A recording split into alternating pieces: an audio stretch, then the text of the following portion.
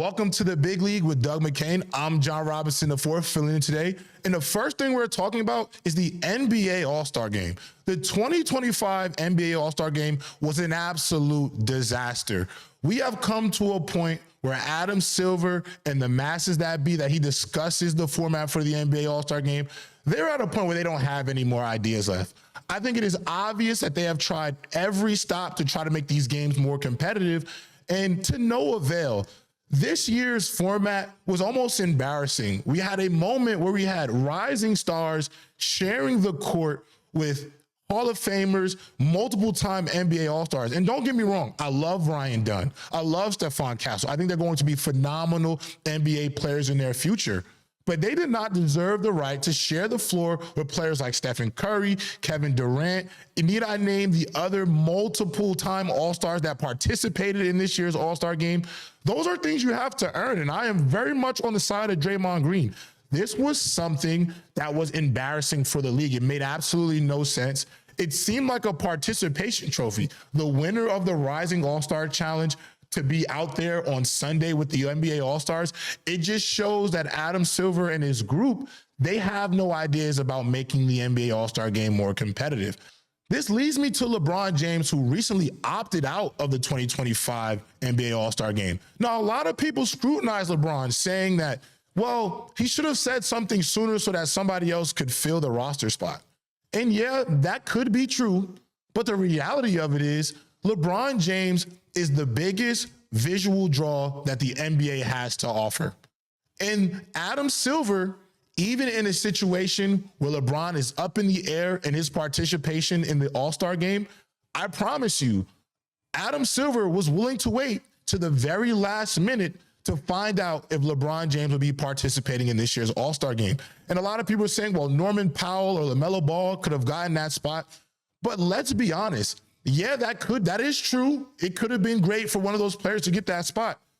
But what does that do for the NBA? Norman Powell isn't a needle mover for viewership.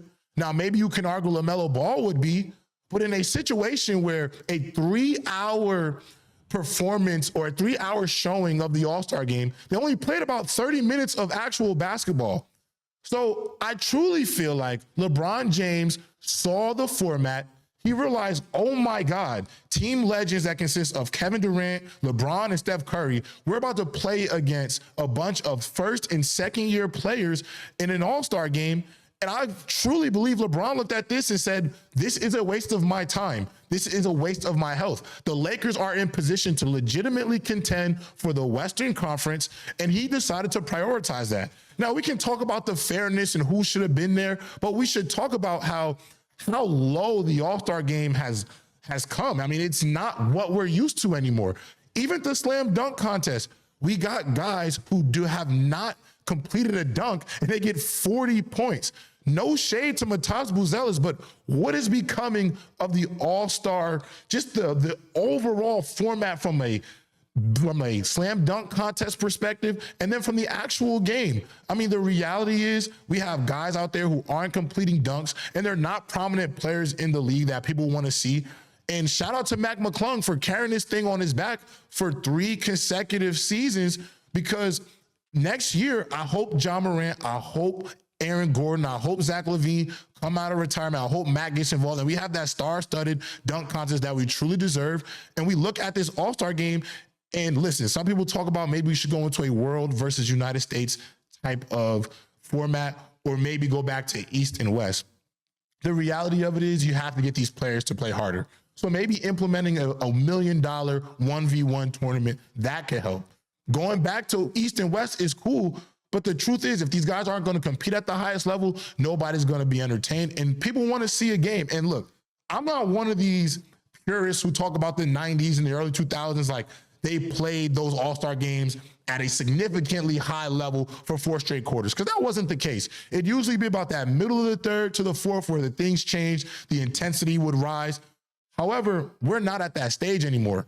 And now we're just pulling together anything to make it seem more entertaining. And I think the worst part of it, to be honest, I love Kevin Hart, one of the greatest comedians to ever do it, the biggest Kevin Hart fan. However, him emceeing the All-Star game calling Shaq a P-word director on national TV, it shows you how far this thing is falling. He even had SGA, who was a future MVP of this league, annoyed him just because of the commentary. Like, this isn't Rucker Park. This isn't Dykeman in New York City. This isn't the Venice Beach runs in California. This is the NBA All-Star game. And the reality is we're not in the level of prestige that this game used to have. And it just feels like the NBA may never get back to that unless these games get more competitive. Maybe a United States versus a world team might be the game that the world has been looking for, or the fan base has been looking for, because you do know that a world team, they're going to take it to a Team USA team just for the pride of it all. But I think the other thing that the NBA might need to consider at this point, these All-Star weekends need to be international. Put one in Paris, put one in London, put one in another country where the fan base wants to see it. Maybe put it in Athens, Greece. Put it in one of these locations and see these foreign audiences come out in droves to see their favorite international players, and maybe you might get a more competitive All-Star game. But the fact that we got into a point where we have rookies and second-year players playing against Kevin Durant, Steph Curry, what are we doing, NBA? Adam Silver, this is really embarrassing at this point. And the low-hanging fruit of it all is everybody talking about LeBron James when the format should be at the forefront of all of this.